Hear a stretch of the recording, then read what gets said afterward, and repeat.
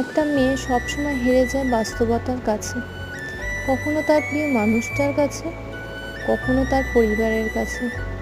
মেয়েরা চাইলেও তাদের ইচ্ছে পূরণ করতে পারে না তাদের ভালোবাসা ও মমতা দিয়ে কাউকে খুশি করতে। মেয়ে মানেই তুমি বাবার বাড়ির বোঝা, আর শ্বশুর বাড়ির কাজের জীবন্ত মেশিন। সারা জীবন কাটিয়ে দিতে হয় মানিয়ে নিতে নিতে। অবহেলা, লাঞ্ছনা, অপমান নিয়ে বেঁচে থাকতে হয় মেয়েদেরকে।